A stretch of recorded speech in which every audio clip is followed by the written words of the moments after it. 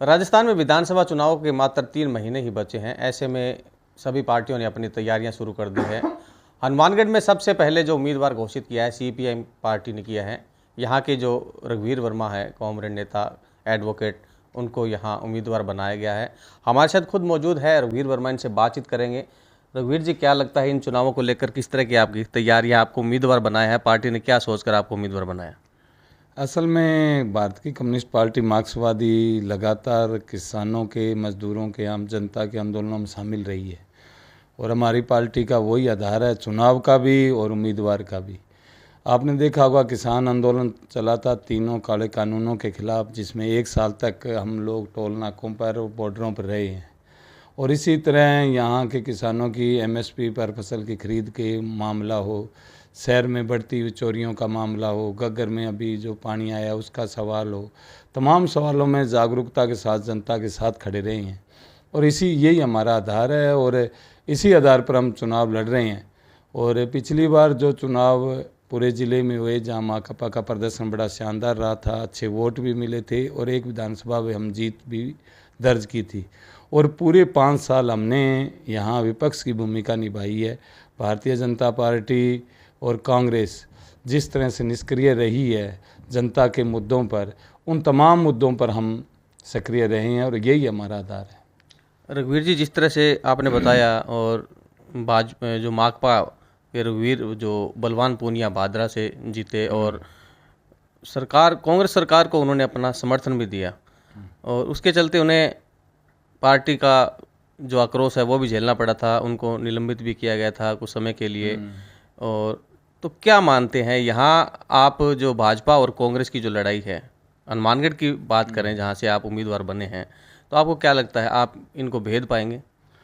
हाँ, जो यहाँ की जो स्थिति है, पूर्व राजस्थान की अगर स्थिति पर चर्चा करें, हम एक इश्यू पर उनके साथ रहे थे। हमने ये मानना था कि लोकतांत्रिक तरीके से चुनी हुई सरकार को नहीं गिरना चाहिए और इसी के विरोध में हमारा था और हमारे साथी का यही रहा कि पार्टी की परमिशन के बगैर उन्होंने जो वोटिंग की थी और उसी के कारण को किया। और उन्होंने कहा भी ये सही है कि पार्टी भी यही चाहती है, लेकिन वो जल्दबाजी के किया हुआ फैसला था जिसके लिए थे। अब यहाँ की हनुमानगढ़ की जो परिस्थितियाँ हैं, मैं ये समझता हूँ कि अगर जनता ने इस बात को समझा तो संघर्षों की आवाज़ के साथ जाएगी। कांग्रेस और बीजेपी जो पिछले 5 साल मान लो या हमेशा ही पिछले 5 सालों में देखें तो कांग्रेस उस भूमिका में नहीं आई। सेंट्रल गवर्नमेंट की जो जन विरोधी नीतियाँ थी और जो विपक्ष का काम था वो माकपा ने किया है और कम्युनिस्टों ने किया है। और यही वजह है कि आज भी हमारी तरफ पूरे ज़िले के अंदर तीसरी ताकत के रूप में, चाहे नौहर हो, भादरा हो, संगरिया सीट हो या हनुमानगढ़ हो, हमारी तरफ जनता की निगाहें भी हैं। हाँ, ये है कि अभी जिस तरह के चुनाव की राजस्थान में रहा, अभी एक बार ये एक बार वो, उसके चलते कुछ लोगों में भ्रम है, लेकिन ये भ्रम इस बार जनता ही तोड़ेगी, जनता द्वारा टूटेगा और जनता उन लोगों को लेकर आएगी जो उनके साथ रहे हैं। रघुवीर जी, राजस्थान की कितनी सीटों पे आपकी पार्टी चुनाव लड़ेगी और क्या रहेगा? अभी कुल घोषित जो सीटें हैं वो 30 हैं और अभी 11-12 को हमारी राज्य कमेटी की बैठक और होगी, उसके अंदर और सीटों पर हम तय करेंगे। लेकिन अब तक जो 30 सीटों का हमने चयन किया है, उन सीटों पर जहां हम चुनाव लड़ते रहे हैं या वो हमारा जो वोटिंग शेयर है वो ज़्यादा है। जैसे पिछली बार हमने 2 सीटें जीती थी राजस्थान के अंदर और 2 सीटों पर हम 2 नंबर रहे थे। 3 सीटों से ज़्यादा 5 सीटों पर हम 3 नंबर रहे थे। तो इसी तरह राजस्थान के संदर्भ में देखें तो हमारी एक तीसरी ताकत भी उभर के आई थी और स्थायी रूप से वो पार्टी के लोगों ने काम किया है, जन आंदोलनों का नेतृत्व किया है।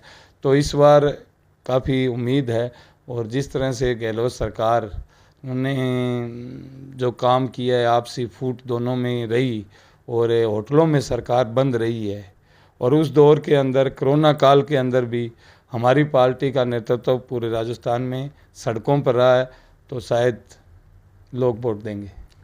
पूर्व में तो चलो सचिन पायलट और अशोक गहलोत का काफ़ी विवाद रहा, लेकिन अब वो सुलझ गया है। लेकिन अभी नया जो विवाद आया, उनके खुद के ही मंत्री जो हैं गुड्डा काफ़ी विद्रोह कर रहे हैं, उनको देखकर क्या मानते हैं कि आपकी पार्टी कुछ फ़ायदा उठा पाएगी, या क्या, किस तरह से देखते हैं आप? नहीं, हमारी पार्टी का जो सवाल है, फायदे की तो बात नहीं है, लेकिन ये सरकार की कार्यप्रणाली पर, सरकार के कामकाज पर, सरकार के व्यवस्थित चलने पर सवाल उठते हैं। और ये सवाल लोगों के जनमानस में भी जाता है, भी ये क्या सरकार चल रही है।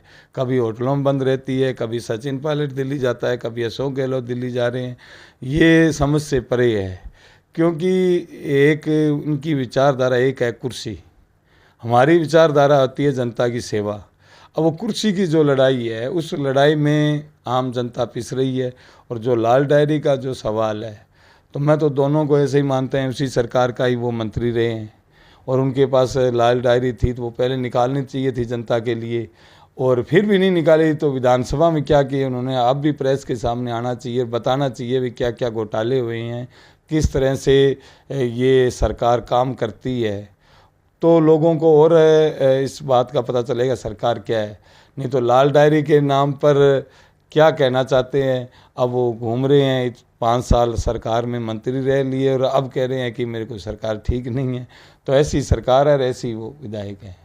जिस तरह से भादरा में अभी जो टिकट को लेकर बात है, कांग्रेस की टिकट को लेकर बात है, मुख्यमंत्री अशोक गहलोत जब हनुमानगढ़ जिले में पहुंचे थे तो उन्होंने कहा था कि वे अपनी जो टिकट है बलवान पूनिया के लिए छोड़ सकते हैं। तो क्या बलवान पूनिया और जगहों के लिए भी कुछ डिमांड कर सकते हैं आपकी पार्टी को देखकर? देखो, एक होता है भाषण, मंच का भाषण, एक होता है पार्टी पॉलिसी। कांग्रेस और कम्युनिस्ट पार्टी का गठबंधन नहीं है, ना ही संभावना है कोई। हाँ, राजस्थान देश के स्तर पर जो इंडिया गठबंधन बना है, उसके अंदर जो 38 दल शामिल हुए हैं, लेकिन ये जो 5 राज्यों के चुनाव है, इसमें इस तरह की कोई बात नहीं है। और मुझे नहीं लगता कि कांग्रेस पार्टी कोई भादरा के लिए सीट छोड़ेगी। अगर छोड़ती है वो तो उनकी पार्टी का मामला है। हमारा ये तय है कि हमारी पार्टी से साथी बलवान पूनिया चुनाव लड़ेंगे। कांग्रेस को तय करना है कि वो क्या करे क्या नहीं करे, बीजेपी को तय करना है किसको टिकट दे कि नहीं दे, वो उनका मामला है। लेकिन हमारा स्पष्ट रुख है कि हम जो भादरा सीट नहीं छोड़ रहे हैं, और आगे भविष्य में कोई गठबंधन की बात चलेगी वो तो एक अलग बात है। लेकिन आज जो पार्टी का जो है कि बीजेपी और कांग्रेस से अलग जो संगठन है, हम उनसे तीसरा मोर्चा बनाएंगे। ये सरकारों ने किसान विरोधी, व्यापारी, जन विरोधी दोनों पार्टियां हैं, और सांप्रदायिकता के नाम पर जिस तरह से बीजेपी काम करती है और उसी की शय कांग्रेस देने का काम करती है, तो ऐसी सूरत में कोई अभी फिलहाल कोई संभावना नहीं है। तो हनुमान बेनीवाला है जो किसानों की बात करते हैं, किसानों का जो आंदोलन है, जैसे पानी का आंदोलन हुआ था वो साथ में रहे, तो क्या किसानों की बात को लेकर आप कह रहे हैं कि किसानों की लड़ाई लड़ते हैं, तो हनुमान बेनीवाल और क्या कम्युनिस्ट पार्टी के साथ कोई गठबंधन की बात चल रही है?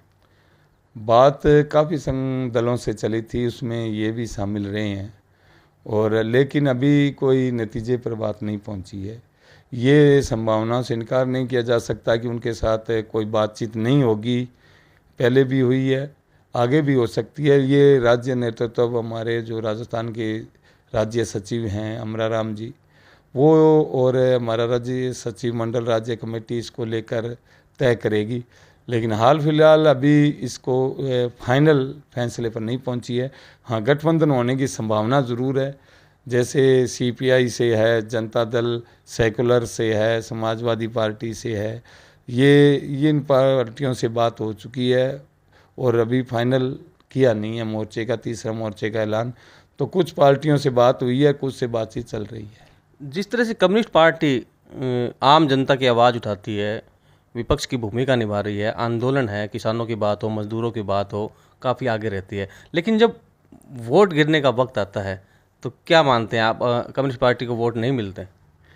ये सांगठनिक ढांचा अभी कमज़ोर है। कुछ प्रचार प्रसार में इस तरह की बातें आती है और लोगों के जनमानस में एक बात रहती है, उसका भी कुछ असर पड़ता है। लेकिन जिस तरह से आंदोलनों का नेतृत्व कर रहे हैं हम लोग आज, तो लोगों ने हनुमानगढ़ ज़िले के अंदर भी हमें एक सीट जितवाई भी है, वोट भी मिले है। गंगानगर की राइस नगर सीट पर पिछली बार 2 नंबर रहे थे, अच्छे वोट मिले हैं। बीकानेर ज़िले में 1 सीट हम जीते थे और सीटों पर हमें अच्छे वोट मिले हैं। तो बीकानेर संभाग में चूरू के तारानगर सीट से हमें अच्छे वोट मिले हैं, तीसरे नंबर रहे थे। तो वोट शेयर हमारा बढ़ रहा है। हाँ, ये सही है कि अभी वोटों में तब्दील उस रूप में नहीं कर पाए हैं जिस तरह से अभी 1 साल तक जो किसान आंदोलन शाहजहाँपुर बॉर्डर पर चला राजस्थान का, उसका नेतृत्व कम्युनिस्ट पार्टी और अखिल भारतीय किसान सभा ने किया। हनुमानगढ़ के टोल नाके हैं, उनका नेतृत्व में हमारे साथी हम लोग सारे रहे हैं। और उसके बावजूद भी लोग अभी पार्टियों को उस रूप में देखते हैं, उनके लुभावने बातों में देखते हैं। पिछली बार कांग्रेस ने कहा था, राहुल गांधी जी ने हनुमानगढ़ की सभा में कि 10 तक गिनती गिनोगे इतने में आपका कर्जा माफ़ हो जाएगा। नहीं हुआ, लोग उनकी बातों में आ गए। मोदी जी ने कहा था कि 15 लाख खाते में आएंगे, लोग उनकी बातों में आ गए। हम इस तरह की कोई भी बात नहीं करते हैं, हम ये कहते हैं कर्जा माफ़ी के लिए लड़ेंगे।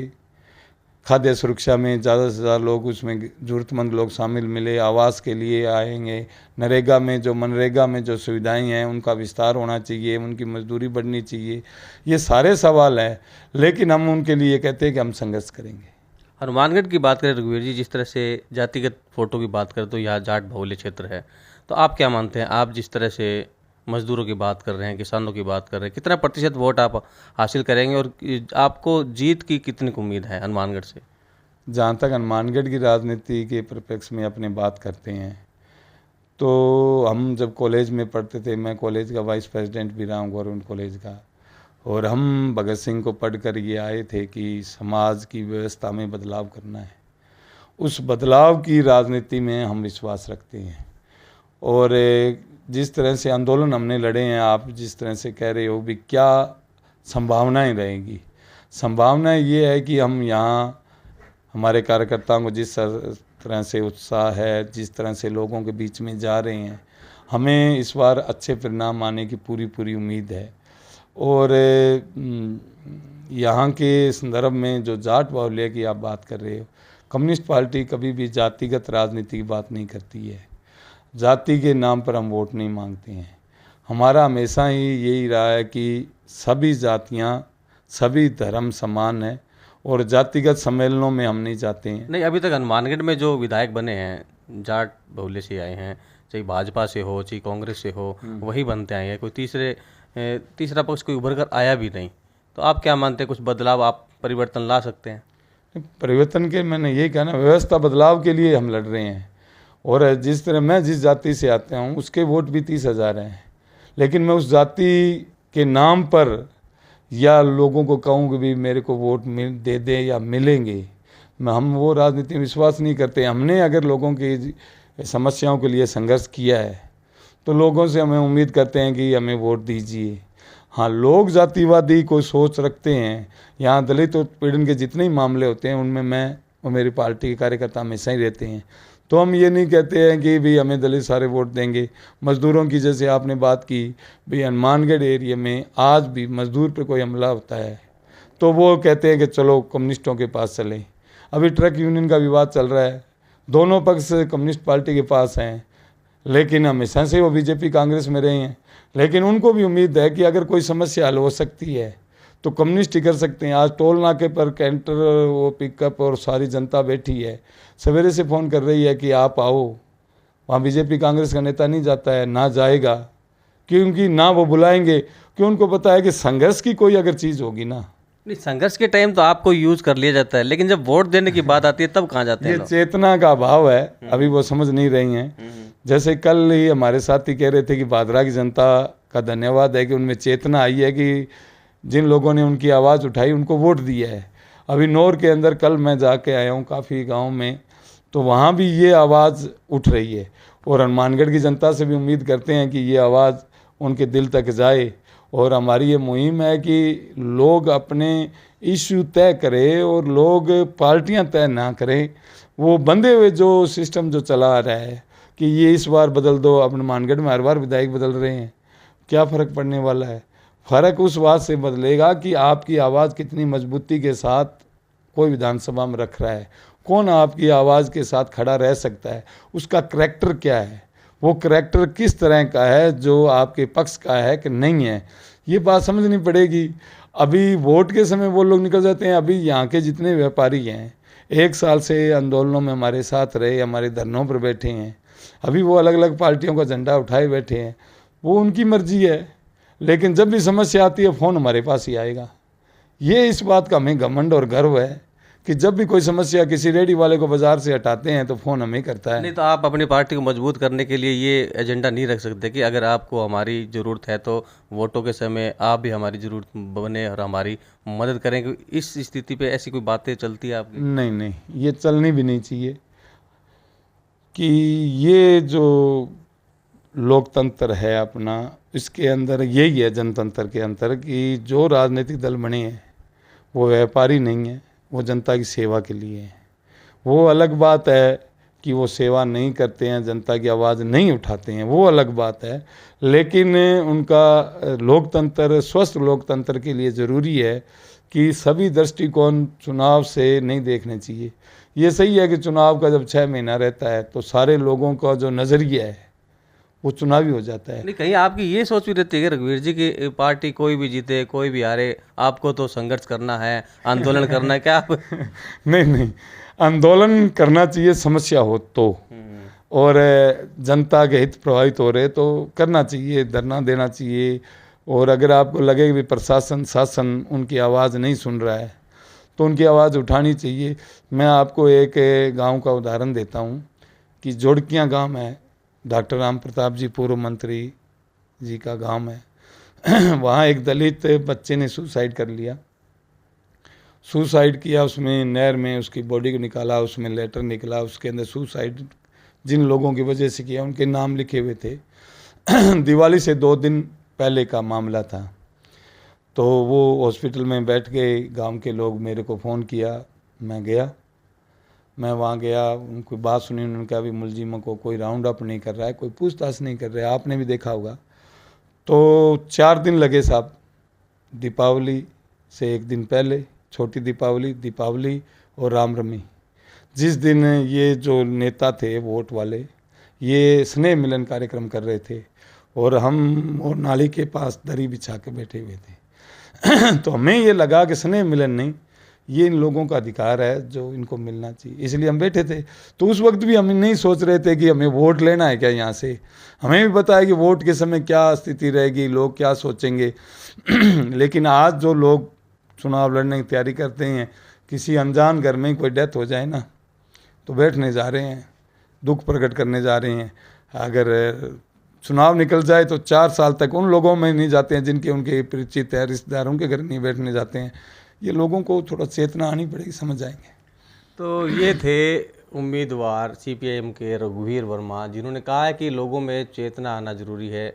और इस बार उन्होंने कहा है जिस तरह से कांग्रेस के अंदर आपसी कलह चल रही है, जमकर भ्रष्टाचार चल रहा है, अशोक गहलोत के मंत्री खुद नाराज होकर भाग रहे हैं, तो कहीं ना कहीं जो राजस्थान सरकार का जो रवैया रहा है वो आम जनता के खिलाफ रहा है। जो मजदूरों की बातें की गई, किसानों के हित की बातें की गई, वो पूरी नहीं की। और जो जिस तरह से इनकी पार्टी लगातार आवाज़ उठाती रही है, भले ही मजदूर हो, किसान हो, आम जनता हो, ये पार्टीबाजी नहीं देखते लेकिन लोगों की समस्याओं का हल ढूंढते हैं। तो इनका कहना है कि इस बार लोगों को चाहिए कि उनमें चेतना आए और वो सोचे कि उनके हक की बात कौन सी पार्टी कर सकती है। तो इन्होंने दावेदारी जताई है और उन्होंने उम्मीद भी जताई है कि इस बार वे हनुमानगढ़ की विधानसभा से चुनाव जीत कर जाएंगे। जिस तरह से पिछले चुनावों के अंदर भादरा सीट हनुमानगढ़ में कम्युनिस्ट पार्टी ने जीती थी, बलवान पूनिया वहां से जीते थे, तो इनको भी उम्मीद है कि इस बार जो 30 सीटों पे ये चुनाव लड़ने जा रहे हैं तो कहीं ना कहीं बड़ी संख्या में इनके उम्मीदवार जीत कर आएंगे। ये तो अब आने वाला वक्त ही बताएगा कि जब चुनाव होंगे, वोट गिरेंगे, काउंटिंग होगी, तब पता चलेगा कि कितनी सीटें इनको आती है। लेकिन फिलहाल इन्होंने स्पष्ट किया है कि वे हनुमानगढ़ से इस बार विजेता रहेंगे। कैमरा पर्सन जाकिर के साथ गुलाम नबी, राजस्थान तक, हनुमान।